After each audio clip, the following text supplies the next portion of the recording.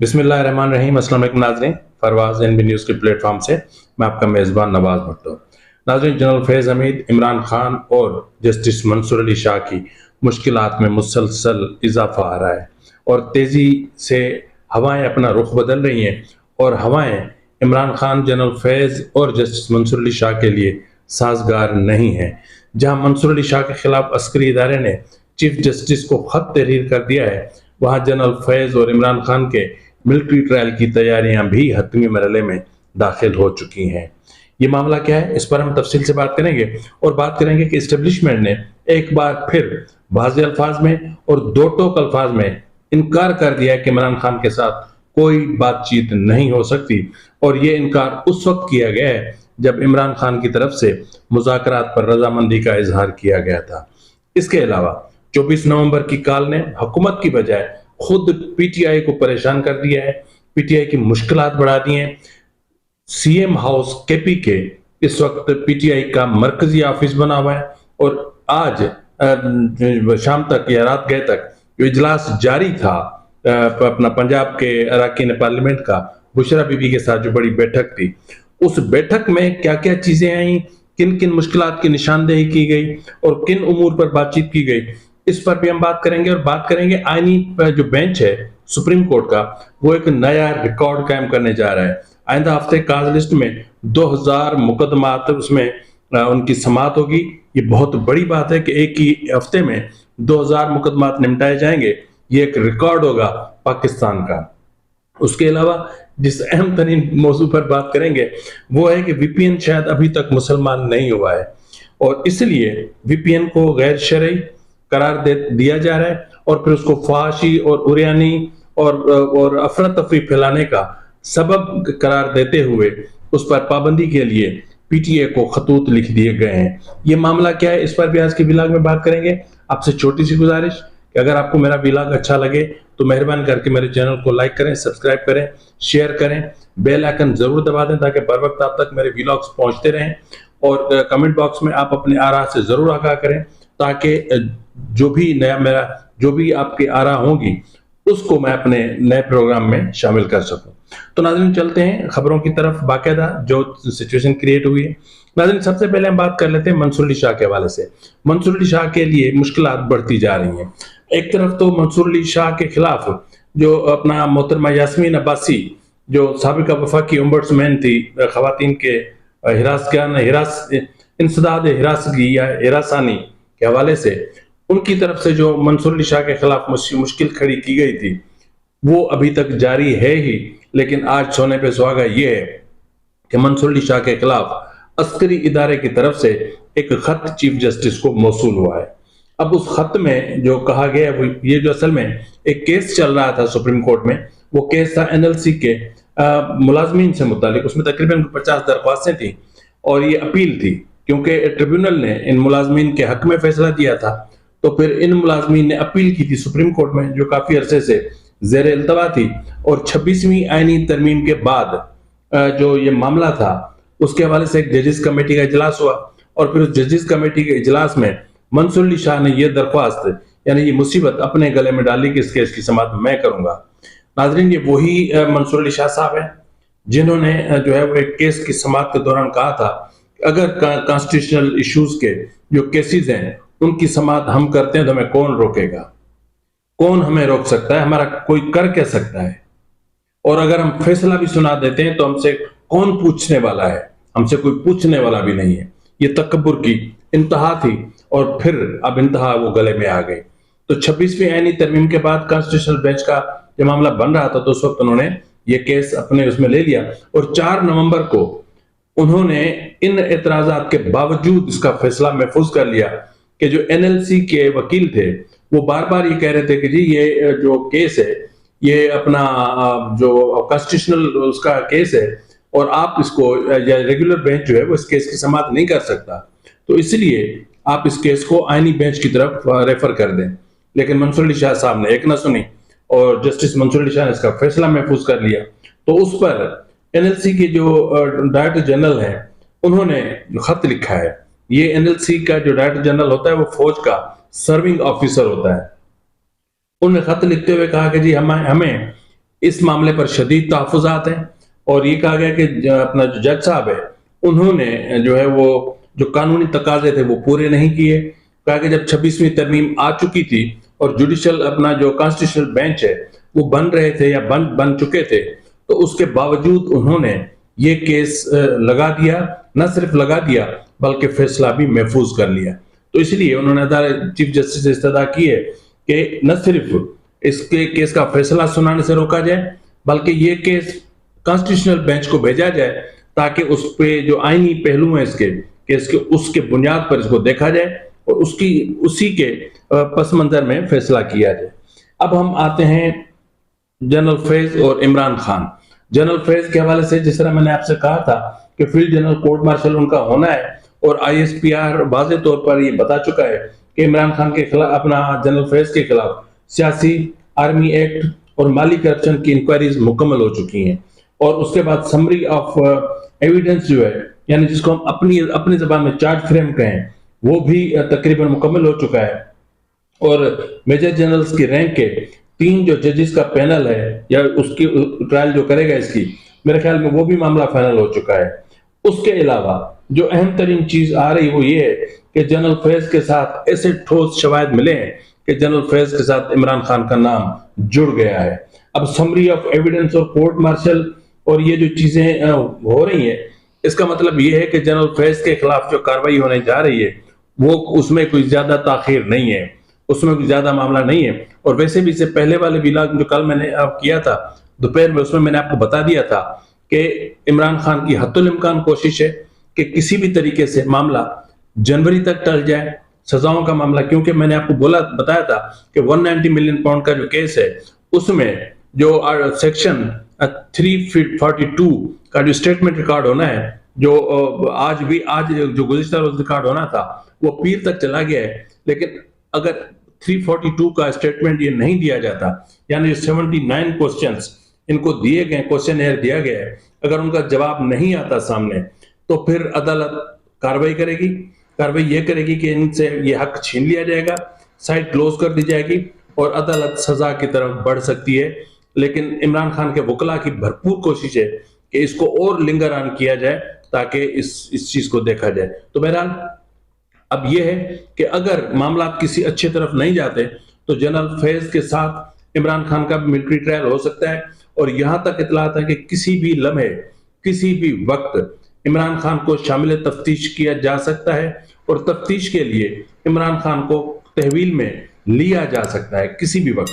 یہ آج ہو سکتا ہے، کل ہو سکتا ہے، پرسوں ہو سکتا ہے، یہ کسی بھی وقت ہو سکتا ہے، کیونکہ اب معاملات فائنل ہونے جا رہے ہیں. تو اس لیے عمران خان کے لیے مشکلات بہت بڑھ گئی ہیں. تو اب اگر ہم بات کریں کہ 24 نومبر کا تو خیر بہت اہم معاملہ ہے، اس پر آخر میں بات کرتے ہیں. لیکن یہاں پر ہم ایک بات واضح کر دیں آپ سے کہ اسٹیبلشمنٹ نے ایک بار پھر واضح کر دیا ہے کہ وہ عمران خان سے کسی قسم کی کوئی بات چیت نہیں کریں گے. برطانوی اخبار ہے گارڈین نے ایک اسٹوری شائع کی ہے، اور اس اسٹوری میں انہوں نے عمران خان کا انٹرویو بھی شامل کیا ہے. اب اس میں کیا کہا گیا ہے، برطانوی اخبار گارڈین میں شائع رپورٹ میں کہا گیا ہے کہ پاک فوج نے ایک بار پھر پاکستان تحریک انصاف کے بانی عمران خان سے مذاکرات سے انکار کر دیا اور صاف کہہ دیا کہ بانی پی ٹی آئی سے کسی قسم کی ڈیل نہیں ہوگی. بانی پی ٹی آئی کی جانب سے فوج کی قیادت کے ساتھ بات چیت پر رضامندی ظاہر کرنے کے بعد سینئر فوجی ذرائع نے برطانوی جریدے سے بات چیت کرتے ہوئے کہا کہ فوج بانی پی ٹی آئی کے ساتھ مذاکرات یا معاہدہ کرنے کا کوئی ارادہ نہیں رکھتی. گارڈین میں شائع رپورٹ کے مطابق بانی پی ٹی آئی چند ماہ سے فوج سے بات چیت کے لیے تیار ہے، اور انہوں نے غیر مشروط مذاکرات کی پیشکش بھی کی جس میں انہوں نے اپنی رہائی کے لیے فوج سے ڈیل کی کوشش کی تھی. رپورٹ میں کہا گیا ہے کہ قانونی ٹیم کے ذریعے گارڈین کی جانب سے پوچھے گئے سوالات کے جواب میں عمران خان کا کہنا تھا کہ جیل جانے کے بعد فوج سے کوئی بات چیت نہیں ہوئی، لیکن وہ ملٹری اسٹیبلشمنٹ کے ساتھ ڈیل کرنے سے انکار نہیں کریں گے. اب دیکھیں نا کہ پاکستان کی میڈیا کے ساتھ ان کا لب و لہجہ کچھ اور ہوتا ہے، اور جب انٹرنیشنل میڈیا سے بات کرتے ہیں تو ان کے لہجے میں تبدیلی آ جاتی ہے. مزید کہہ رہے ہیں کہ عمران خان کا کہنا تھا کہ فوج کے ساتھ بات چیت اصولوں اور عوام کے مفاد میں ہوگی، نہ کہ کسی ذاتی فائدے کے لیے جس سے پاکستان کی جمہوری اقدار کو نقصان پہنچے۔ انہوں نے مزید کہا کہ وہ اپنے اصولوں پر سمجھوتہ کرنے کی بجائے جیل میں زندگی گزارنا پسند کریں گے۔ اپنے خلاف فوجی عدالت میں مقدمہ چلانے کے معاملے کو مضحکہ خیز قرار دیتے ہوئے ان کا کہنا تھا کہ فوجی عدالت میں سیویلینز پر مقدمہ چلانے کی وجہ صرف یہ ہے کہ کوئی دوسری عدالت مجھے مجرم نہیں ٹھہرائے گی۔ میرا عزم توڑنے کے لیے مجھے الگ تھلگ رکھا گیا، 15 دن تک کسی بھی رابطے سے منع کیا گیا، سیل میں بجلی نہیں تھی، مجھے 24 گھنٹے لاک اپ میں رکھا گیا۔ اب یہ عمران خان کا اسٹیٹمنٹ ہے، اور آج جو انہوں نے اپنا انٹرویو فیصل چودھری کے ذریعے اپنا اسٹیٹمنٹ بھیجا ہے، اس میں ایک تو انہوں نے 24 تاریخ کی توثیق کی ہے اور سب سے کہا ہے کہ آپ باہر نکلیں۔ بالخصوص عمران خان کا جو پورا زور ہے وہ طلباء پر ہے، تو اس حوالے سے انہوں نے یہ بھی کہا کہ بشرا بی بی کی سیاست میں کوئی انٹری نہیں ہوئی۔ اس وقت جیسا کہ ملاقاتوں پر پابندی ہے، تو پابندی کی وجہ سے وہ اپنا پیغام باہر نہیں پہنچا سکتے، تو بشرا بی بی کو پیغام دیا ہے جو آج انہوں نے کہا ہے کہ وہ پنجاب کے اراکین پارلیمنٹ کو وہ پیغام پہنچائیں گی۔ اب وہ پیغام پہنچانے کے حوالے سے آج سی ایم ہاؤس KPK میں بڑی محفل سجی، بڑی عالی شان قسم کی تقریب ہوئی اور ضیافتیں ہوئیں، کھانے ہوئے اور بڑا اہتمام ہوا، لیکن وہاں بات کیا ہوئی؟ بات وہاں پر جو ہوئی وہ انتہائی خطرناک اور اہمیت کے حامل ہے۔ لیکن اس سے پہلے میں آپ کو بتا دوں کہ آئینی بینچ ایک نیا ریکارڈ قائم کرنے جا رہا ہے، اور آئینی بینچ کی جو آئندہ ہفتے کی جو کاز لسٹ جاری ہوئی ہے اس میں تقریباً 2000 مقدمات زیر سماعت آئیں گے، اور اس میں ایک مقدمہ ایسا ہے کہ جس میں تقریباً 1178 درخواستیں ہیں، ٹھیک ہے جی، اور ایک مقدمہ ایسا ہے کہ جس میں 415 درخواستیں ہیں۔ تو اس طرح ملا جلا کے کم و بیش تقریباً 1876 اس میں جو ٹیکس سے متعلق کیس ہے، ایک سنی اطاعت کونسل کا کیس ہے، آڈیو لیکس کے حوالے سے کیس ہے، مطلب اس طرح بہت سارے کیسز ہیں جو ایک عرصے سے التوا میں پڑے ہوئے تھے۔ اور جاتے جاتے میں یہ مطلب اس سے پہلے کہ میں KPK جاؤں، میں آپ کو یہ بتاتا چلوں کہ حیرت کی بات تو یہ ہے کہ جو سب سے حیران کن بات سامنے آئی ہے وہ یہ ہے کہ اسلامی نظریاتی کونسل کا کہنا ہے کہ VPN کا استعمال غیر شرعی ہے۔ لیں جی، اب میرے خیال میں کہ VPN کو بھی اسلام قبول کر لینا چاہیے اور باقاعدہ مسلمان ہو کے اس کو پاکستان میں قدم رکھنا چاہیے تھا۔ اگر ایسا نہیں ہوگا تو پھر اس طرح کے فتوے تو آئیں گے۔ جہاں ایک طرف اسلامی نظریاتی کونسل نے اس کو غیر شرعی قرار دے دیا ہے، وہاں وزارت داخلہ کا کہنا ہے کہ VPN کے استعمال سے فحاشی، عریانی اور انتشار پھیل رہا ہے۔ اب اس کو روکنے کے لیے ضروری ہے کہ VPN پر پاکستان میں پابندی لگا دی جائے، اور انہوں نے خط لکھا ہے PTA کو۔ اب یقیناً PTA اس پر کوئی نہ کوئی قدم ضرور اٹھائے گی، اور VPN سے بھی ہم جائیں گے، یعنی ہمارا جو تھوڑا بہت رابطہ ہے چوری چھپے VPN کے ذریعے وہ بھی ہمارا ختم ہو جائے گا۔ یعنی سوشل میڈیا کو ٹوٹلی مفلوج کرنے کی پلاننگ بنائی گئی ہے تاکہ یہ جو پیغام رسانی ہو رہی ہے، ہاں اس چیز کو ہم اعتراف کرتے ہیں آج، جس کا آرمی چیف نے بھی برملا اظہار کیا ہے کہ ٹیکنالوجی کا غلط استعمال جو ہے وہ بہت بڑے مسائل کو جنم دے رہا ہے۔ اس میں کوئی شک نہیں کہ ٹیکنالوجی کا غلط استعمال انتہا سے آگے جا چکا ہے۔ فیک نیوز نے تباہی پھیلائی ہوئی ہے۔ لاہور کا واقعہ آپ کے سامنے ہے، اسی سوشل میڈیا نے اس کو جنریٹ کیا، اس کو کریٹ کیا، اور پھر جو کچھ ہوا وہ کوئی ڈھکی چھپی بات نہیں ہے۔ کس نے کروایا اس سے بھی آپ واقف ہیں۔ اب چلتے ہیں جی وزیر اعلیٰ ہاؤس خیبر پختونخوا۔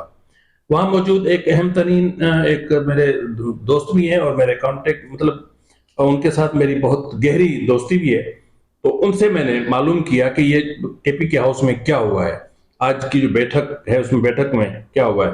انہوں نے کہا جی ایک تو بشرا بی بی صاحبہ نے عمران خان کا پیغام سنایا اور لاؤڈلی سنایا اور کچھ چیزیں ریپیٹ کر کے سنائیں، اور دوسرے لفظوں میں یوں سمجھیں کہ ہمیں بھی ایک فائنل نوٹس ملا ہے کہ اگر 24 نومبر کو احتجاج نہیں کر سکتے تو پھر آپ PTI سے الگ ہو جائیں۔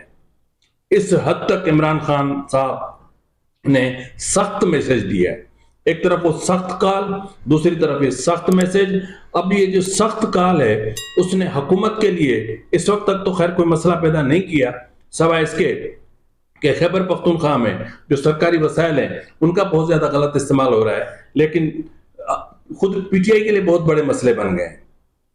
پی ٹی آئی کے لیے اسد کے سر بہت پریشان ہے، پی ٹی آئی کے حوالے سے عمر ایوب بہت پریشان ہے کہ جی ہو کیا رہا ہے، ہم تو کچھ نہیں جانتے، ہمارے پاس پیسہ نہیں ہے، ہمارے پاس وسائل نہیں ہے، ہمارے پاس ریسورسز نہیں ہے، ہمارے پاس افرادی قوت نہیں ہے، تو ہم پروٹیسٹ کیسے کریں، کس طرح جا کے ہم جو احتجاج کریں، کس طرح ہم لوگوں کو لے آئیں، اور اتنی شدید سخت موسم میں کس طرح لوگ شیلنگ کا سامنا کریں گے، کس طرح جو ہے ان کو کھانا ملے گا، کس طرح ان کی ضروریات پوری ہوں گی، اور کتنے لوگوں کو ہم لے کر آ سکتے ہیں۔ یہ بہت بڑا سوال ہے کہ بغیر پلاننگ کے جب آپ کچھ کرتے ہیں تو یقیناً آپ کے لیے مسائل پیدا ہوں گے۔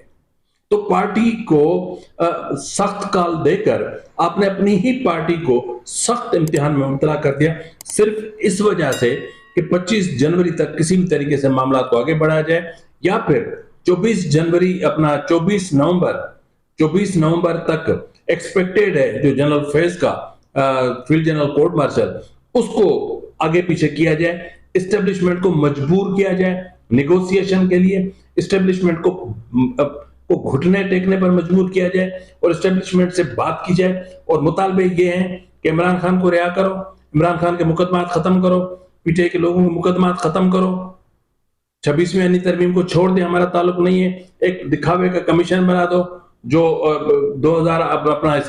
8 فروری کے انتخابات کو ریوزٹ کرے۔